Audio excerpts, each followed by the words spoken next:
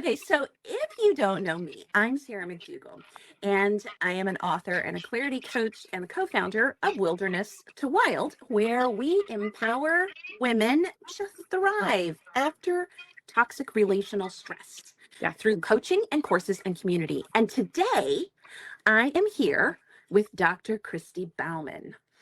And she's a therapist and a professor who is specializing, and I'm going to actually bring my notes over here so I'm not staring in the opposite direction, but she specializes in Christian women's sexual and spiritual health.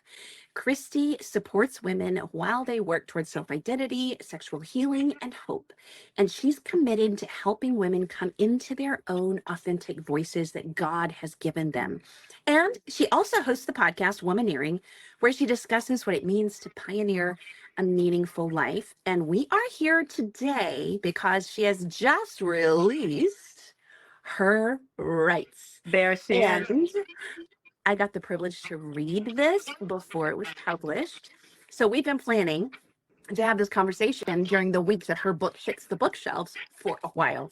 And I got to say, I have loved this book. So thank you for being here with me to talk to my family, my wild community today. And thank you for pouring your heart and soul into this book. Yes. Oh my gosh. Oh, I am just so honored to be here. I love that you persisted and that it took us so long because in some ways I think it shows what we as women and we as wanting to heal. Those of us who are just so desperately wanting to heal. Yeah. And we want that hope again and we want that spark again and we want it safe enough to live the way we want to live and we were meant to. And so it just feels sweet to me to hear that. I love this. I do have to say, you are so kind to plug the book, and I love the book. And I also have to say, I love the audio. I just finished listening to the recording. It's me reading it. Yeah. I saw pictures when you went and read it, and then you were in the studios. I have only heard the music album that goes with it, which I also love, but I haven't gotten a chance to listen to the audiobook. So tell me about that. What was that like? I'm going to tell you about it because I am all about accessibility. And what I was hoping for when I wrote this book was I get to sit with people who are privileged and have enough money and have enough time to come into therapy week after week or pay and come to an intensive and fly to see me. And that really limits getting Your reach, the work out, getting the care out. And so I was so convicted with this book is that I'm going to make as many avenues of access for women. Women do not have time. We don't always have money, particularly if we're coming out of places where we've been harmed, where we have not had financial security, where we've had that taken from us or stolen from us. And so my heart was, how do we make sure that this can get to every woman, that she can have the best care and the best therapy in a space that she's able to receive it here and now. And the music was one way. The art is another way. The book is obviously a way, but the Audible, what I love is that you can just listen to it in your ears while you're driving, while you're cleaning. For me, it's when I'm like loading my dishwasher at night. That's how I had to like finish listening to it. And it's accessible. And so my heart was accessibility. What I love is that Penguin Random House paid a lot of money to have a coach come and coach me in the recording. Fantastic. And she just taught me so much in conveying my heart across a microphone and also just coached me with it. And we were just weeping together as we're reading the book. And her praise and hope was these words need to get to so many women. And her own reaction to it made me feel like, was she just saying this because we're high? Like maybe this isn't true. And then when I listened to it, I just wept. I wept because I was so grateful that this could be accessible to women everywhere. And that was my dream, my initial dream, because I was siloed in my office and there was a lot of things in the way of everyone getting that kind of care, where we're actually investigating the story of your life and your calling and where evil has marked you and where trauma has stained you and what that looks like to get up from that. And I wanted to give really good care. And it feels like it's here, which is And it's Amazing. multi-sensory, which I think is so very important. And that's one of the things we do a lot with what I work with, trying to provide video and audio and transcripts, which is Audible and music and the book. Like you can listen, you can read, you can hear it, you can access it in these different ways. And knowing what we know, working with women, and there are women who have ADHD, there are women who are dealing with brain fog, there are women who can only manage to get an audiobook and listen to it, but if they're holding a book in their hands, it's going to endanger them or escalate their risk because somebody else could find it. And there's women who need to be able to check it out from their library free. And there's women who can stream something because they have a family Apple Music or whatever, Spotify, but they can't go buy CDs. Does anybody use CDs anymore? I'm dating myself. I mean, oh, vinyls. I don't know. I don't think. Oh my goodness. You know what? Yeah, I just dated myself badly, didn't I? Oh no, you're fine. I just bought a cassette player for my kids at a garage sale because we have a car that has a cassette player in it.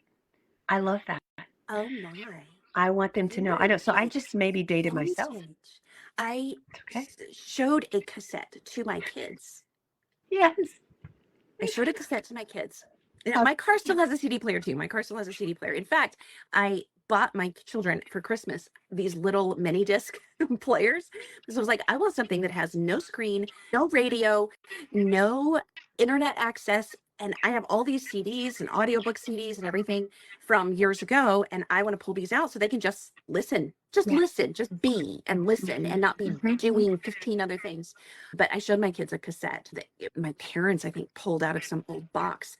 And my children were like, but how do you like skip to the next song? And I'm like, I remember being 11 years old the first time I saw a CD player, and my mind was just with the fact that you could just skip from song to song, because I had like perfected the listening to things on high speed as I fast forwarded to know just when to stop to pick up the next song and do it just the right length of time.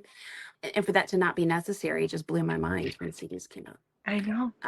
So we are dating ourselves a little bit, but and that's okay, because it means we've been around long enough to pick up some wisdom. That's right. And that leads me to a question I have for you. Tell me. What do you believe in your work? We both work with women. Now, I know your husband works with men. I refer men to your husband and to other men. But we're talking to women today because your book is for women. My audience is women. Your audience is women. What do you believe hinders most of the women that you work with, that you know about, from finding spiritual and psychological freedom? What's the biggest set of roadblocks? And I just want to pause before you answer. And those of you who are watching right now, this is the perfect time to hit share or to drop questions for Christy underneath. Because this is something, like she was saying, she wants it to be as accessible as possible to everyone, and that requires grassroots sharing. So hit share right now, and then Christy, I want to hear your answer to that. Yeah, and I think that one of the things I've noticed that keeps women from being free would probably be their own inability to see their glory. To see their own story and realize that it's masterful and there's not one other one like it. And that the body and the soul that they've been given and the heart that they've been given should be mothered well. And that we are that mother to that person. And so if I can get a woman to see her own reflection and to see it clearly, I know that all will be well. I just know it. So I'm curious. Now, we had conversations beforehand, because when I was reading the book before the manuscript came out, you guys, just if you're listening right now, this book blew my mind. It challenged me in so many ways. I was not expecting to be challenged. I mean, I read a mountain of books. I don't read nearly as much as I would like, but I plowed through a lot of content because I'm always absorbing for what I do. And so I'm always dealing with heavy thematic stuff. Like I read stuff about abuse and domestic violence and statistics on murder and all of these kinds of things, women losing their kids to the court system. And I deal in the deep end of stuff. And then I'm reading this book and it just sucker punched me. Not because it was so heavy thematically, but because it was so gently leading me to look at things that in my warrior side, I have kind of left to the wayside. So when you talk about a woman being able to see her glory, so often we think of glory as like only having to do with God, right? God and his glory, the capital glory. What do you mean by that? And I'm talking about that for us as human women. And I mean that if we are created in the Imago Dei, if we are created in the image of God, which is what is told to us, which is what God tells us we are when he creates us, then the image of God is like no other. The piece of us that reflects something of God. It means there's something of God in you that I can't learn about God anywhere else. So the way I'm going to engage you and your story and your life is to know something of God, of my beloved who created you. And that to me is so healing. It's so salvific when we think of each other as being messengers of God's glory to each other. And that one thing I know of women is we are all healers.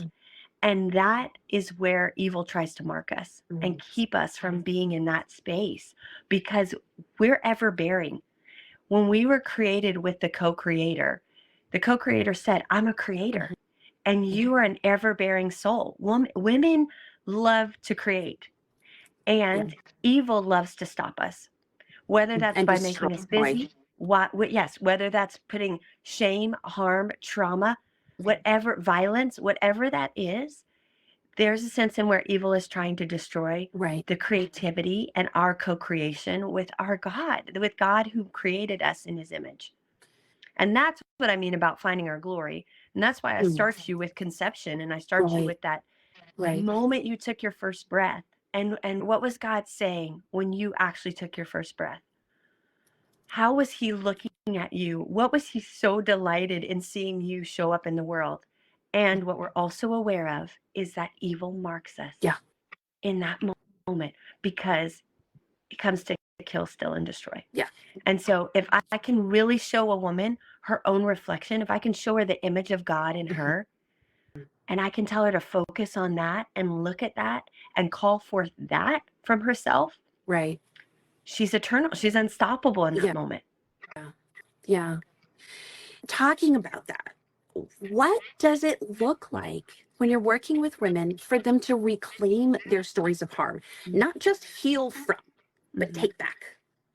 Like reclaiming is a whole different concept than just completely moving on. So what does that look like?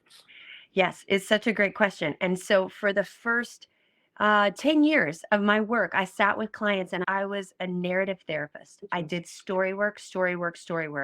I looked at the lifespan and I asked you to tell me a story of your trauma, of your harm, and then we went into the details of it, right? I asked you to tell me about your father and what it meant to leave your father's house. I asked you to tell me about your mother. Was there envy? Was there weakness in her that she didn't teach you a way of getting out of a story that only she knew or she got caught in? So the story work is what I spent the first 10 years on. And I could get clients into their mind. I could get them even into their heart, but I couldn't get them into their whole body. So they couldn't walk out of my office and seem to embody and integrate with their bodies what they knew. They could know a lot, and yet it's like it wouldn't digest. And so the next 10 years, the next 8 years was body work and training in what it meant to do body work. And so how did I then let your body parts tell me the story? What has it been like to be on your chest? What has it been like to be your lips? You tell me those stories. And then we find a way to anoint and bless and protect those spaces that have been marked. and your actual body parts. And so it moved into more of body work. And so story work was foundational, but then to move them to their toes, to their rooted self, I had to get into their bodies. I really loved the 6 phases that you walk through in the book.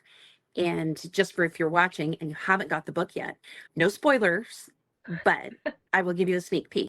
So there's birth, about claiming how and why you came into the world. And for so many, that's a source of trauma right there. Yep.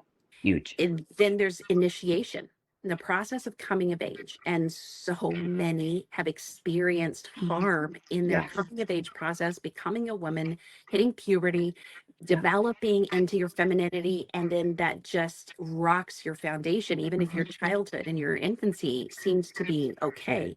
And then there's the process of exile, the rite of exile, and finding yourself and realizing that you're more than just the people around you. Yeah. And then creation, bringing something new into the world, and intuition, acquiring that embodied wisdom that only comes later in life. I mean, I'm in my mid-40s now. I think we're kind of in the same generation. And looking back on things that I thought I knew when I thought I had it figured out, and recognizing and being okay with the fact that my life is way messier now than it was when everything was in neat little boxes, but it's authentic and truthful and straightforward and clear and clean. And then finally, legacy. She talks about legacy, living with the emotional and spiritual readiness for your own death. Like, that's so forward thinking and yet grounded in the now at the same time. Yeah. Yeah. And when there are stories of trauma and abuse, reclamation is the only way forward with any of these rites of passage. And so when you say birth, I say, yeah, we actually, not only has birth been a place where trauma has started, but we have to go back to in utero work, because truthfully, if we're harmed in the safest place, that is a deep-seated amount of abuse, and it's hard to put words to it because we were in utero.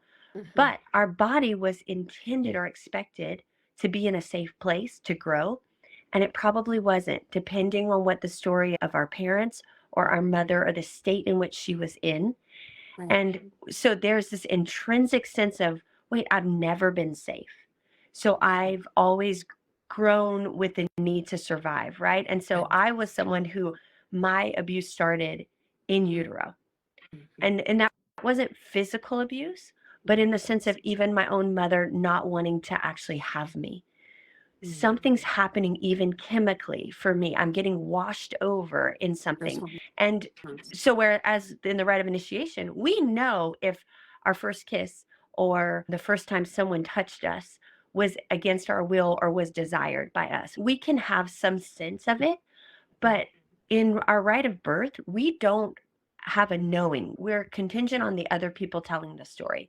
But so many women, because they were not taught that they had a birthright, because biblically it's the firstborn male, so anyone other than that person did not understand to know their birthright. And that has set women up to look to the other to tell of her worth or to tell her body what it should feel, because we were never taught that from the beginning, that our bodies were our own and that our stories were our own.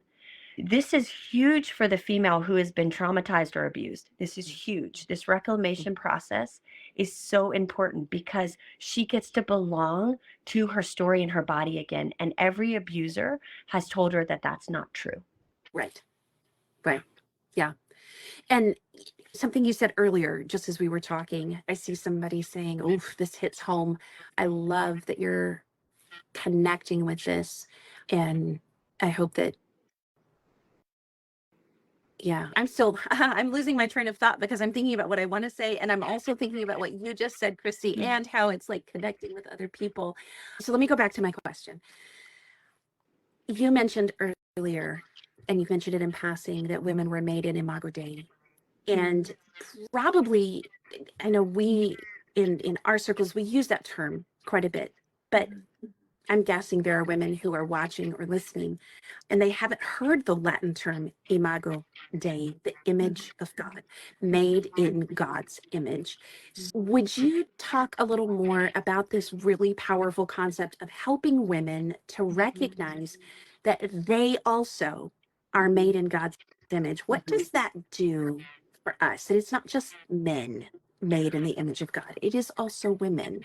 Right. And I'm just going to Genesis and the understanding of it being in seminary and having to write an 18-page paper on that sentence, which is, and God created them, meaning like, and he created us in his image, right? And the way that breaks down is the female and the male both bear the image of God.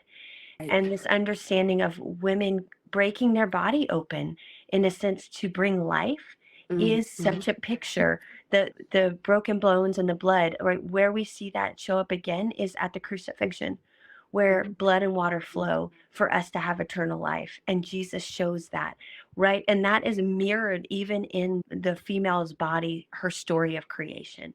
It is at least a representative of, wow, God, I am in your image. There is a story you're telling through the way you want me to create life in this world and the way that I bleed or I cyclically bleed. So to me, that's that Genesis story. That's that first story of, and God created both of us, like male and female, and he created them in his image. When I slow that down, all of a sudden I have a birthright. Yeah. I've never mentally or had the word picture in my mind of the blood and water flowing from Christ's side at the cross, connected before this with the womb and your waters breaking and the bleeding of birth. To me, this is so powerful. I'll tell you something. I don't think I've gotten to tell you this before, but after I finished, I think I told you a tiny bit, but not really all of it.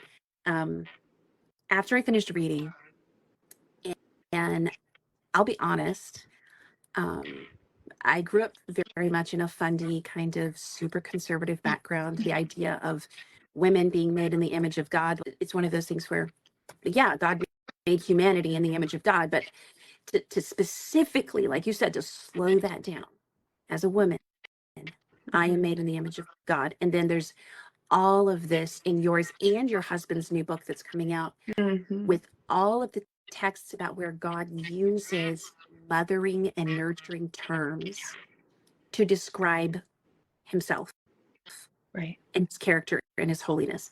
But just thinking of God, the Trinity, all of the Godhead as just functionally male is so deeply ingrained that to recognize that there are feminine sides of God because women are created equally in his image, it challenged me. And I had to stop and think, okay, why am I so uncomfortable with this? Is it a theological thing? Or is it a cultural thing that I've just accepted, even though I am so much about mutuality, but this really rocked things for me. So I called and talked to you, and we sorted that out. And I loved that. You were so open about it. But then I also was going to write up an endorsement blurb for the back of the book. And I had 4 different statements written. And then I decided that I should probably reach out to your editor and see which one he wanted. Is one of these, if I just send you one, is it going to be duplicating what 5 other people have said? I don't know which one would be the best one for you. So they end up using a sentence and a half out of all of this. But do you want to know what the other stuff that I wrote, though? Because it was very meaningful for me. So this is what I wrote that didn't get used on the back of the book. In a world rightly focused on stopping abuse and making space for women to be treated equal with men, her rights is a powerful and poignant reminder that women still crave space to just be women. Yeah. And that our femininity and our womanhood is a sacred gift from God. So if you have ever felt an aching longing to be mothered into your own mature femininity, Her Rights is for you. Dr. Bauman writes both gently and fiercely, guiding you through the seasons of life as a woman and a mother and a daughter of God. For every woman who has ached to heal from abuse and labored to experience equanimity, and yet who longs to settle sagely into her God-honoring identity, this is the book. This is the book. And they used 2 sentences, and it wasn't even that hard. I think one of the things that stood out to me the most, it was a big impact on me, is that we tend to define masculine and feminine in opposition to each other. Right. As being against each other. And Her Rights brings women into this space of self-reflection and the beauty of womanhood and what it means for us to be women in a way that just completely sidesteps the influence of patriarchy and misogyny. It's not like this is an anti-patriarchy book. It's not like this is an anti-misogyny book. It just doesn't even go there at all. And it builds up this beautiful other thing of what should be. And this is where it just socked me in the gut. But as someone who fights against abuse and for mutual access and mutual safety, I was taken back by the depth of invitation to delve into my own femininity as a daughter of God. Like I've spent so many years battling in my arena to make sure women are safe, that it kind of challenged me to just step back and say, have I forgotten how to just be a woman? And just let myself be feminine instead of just being a warrior that's out there doing things that needs to be done.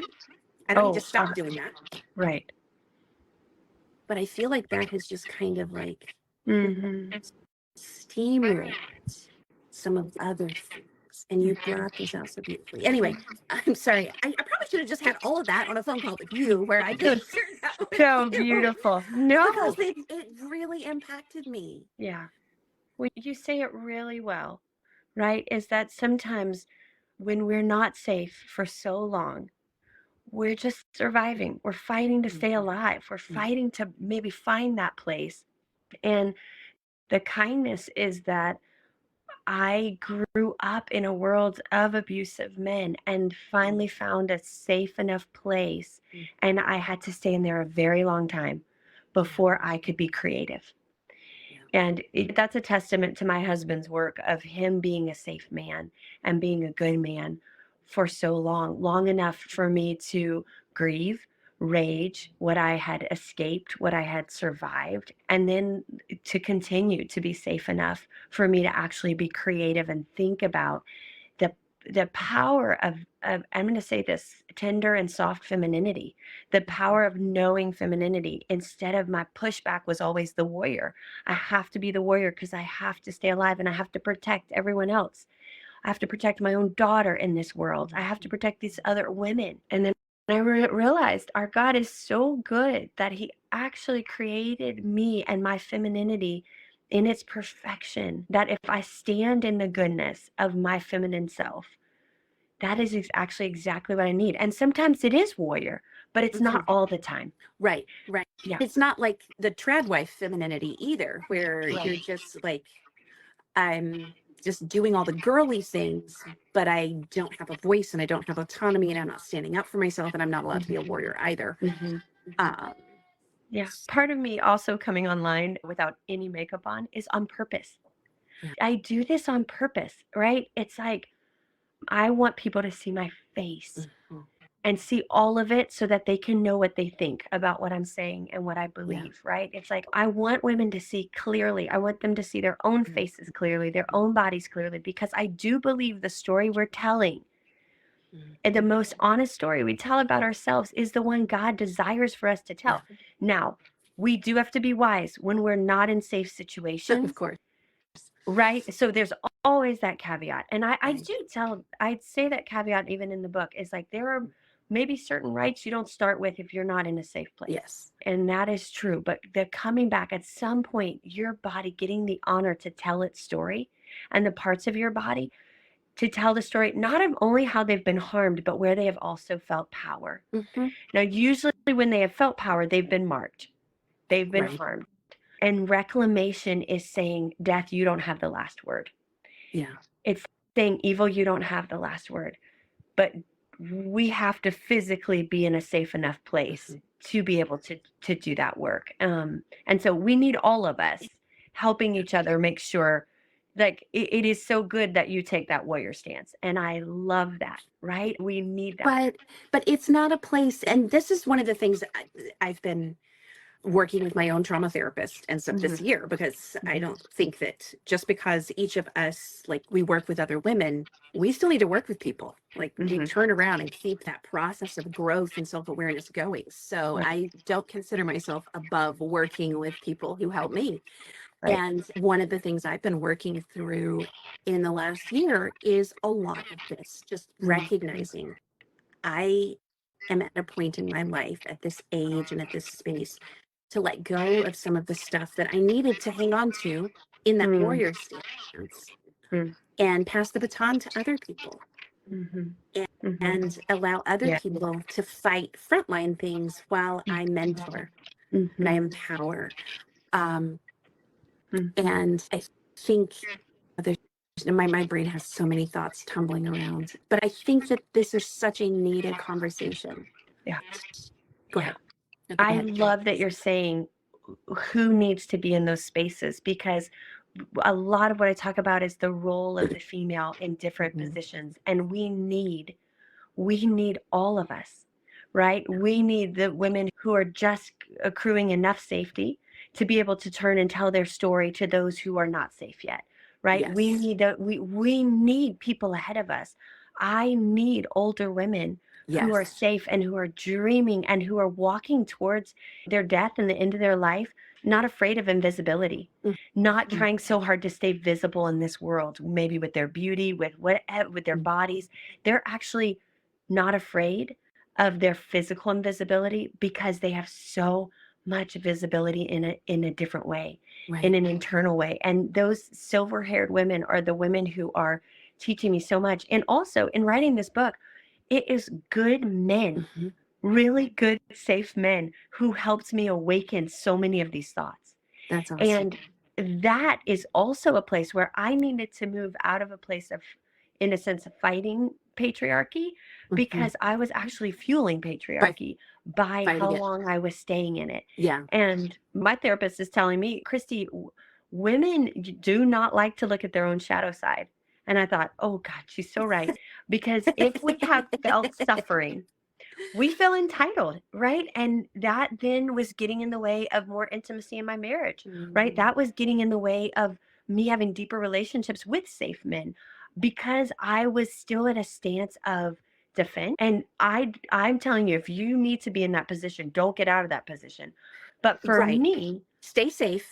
But once you're safe, always stay safe. And for me, I was safe and I was still in a stance as if I wasn't. And I was missing out on the engagement and the risk that I wanted to push myself into, because actually I knew it was safe. Yeah. I knew I was in a safe enough space. And so a lot of writing that book was saying, I'm safe enough to risk here. Right. And there are good men. A lot of responses I've already gotten is from husbands who've read the book. Their wife got it and their wife read it. And I would say that about both of my books, Theology of the Womb and this book, Her Rights. There's something of the feminine story that God wants to use. And all of us telling our stories is something God wants to use. Yeah. And I'm a firm believer of that we need each other to tell our stories. Yeah, I agree. And I think it's so beautiful. Oh, maybe sometime in the last year, I don't remember. It was a little while ago. I was sitting with some friends, and there were like 4 generations, and my daughter was there, and then there was me, and then there was some older women and some younger women in between me and my daughter's age. And all of us were talking about relationships and physical things, medical things and stuff as women. And some of the older women were talking about menopause, and some of the younger women were talking about, okay, well, what is that like? Tell us more. We do not talk about perimenopause enough. I'm just going to say we don't have enough conversation about that. And I'm watching my then 12-year-old daughter. Mm-hmm. And she's kind of on the edges, but she's so avidly listening. Yes. And it struck me how many women and girls never got the chance to belong in a circle of multi-generational women where appropriate conversation on everything from menstrual cycles to sexuality to conflict resolution to birth to all of these different things, body changes, emotional changes, where the women were just completely transparent. There was no inappropriate sexual explicitness or anything like that. Just this whole atmosphere of like, you're 12 and you are totally welcome to sit with us and learn that none of these things are taboo, none of these things are off the table, and that good, healthy women put it out on the table. They talk about it. They share in healthy and appropriate ways. They get wisdom from women who've gone through it already. Yes. And just sitting there and me being in the older middle generation, young adult women, my tween child, women older than me. There's something so incredibly beautiful about the safety of having a circle of women together who are in each other's corner. There's no competition. There's no beauty pageant. There's no specific contest or anything. They're for each other. Yes. Sharing wisdom and experience. Questions are welcome.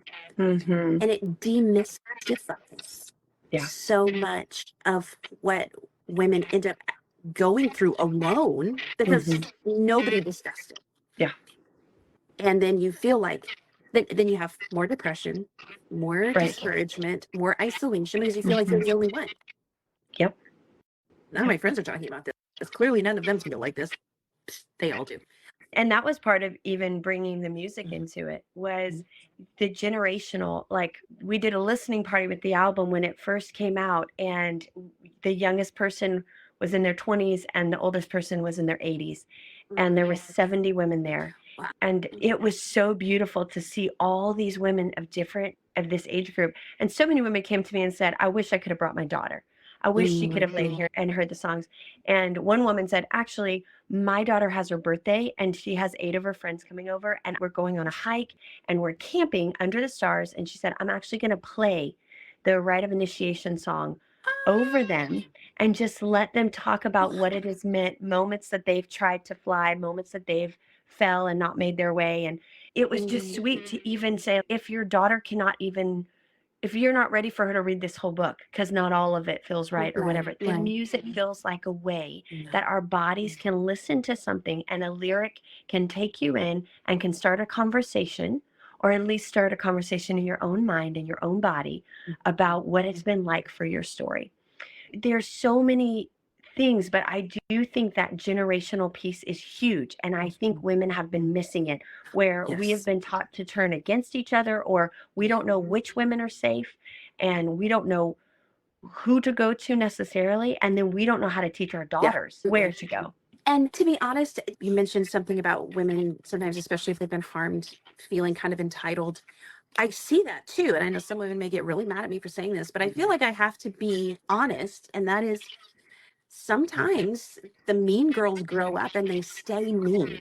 And then they raise another generation of mean girls. That breaks my heart because we have so much good and incredible womanliness to give, things that we can only give to the world as women, that providing safety for ourselves, for other women, raising our daughters where they're emotionally safe and not in competition with others, where their bodies are safe and in competition for physicality, where their beauty is acknowledged.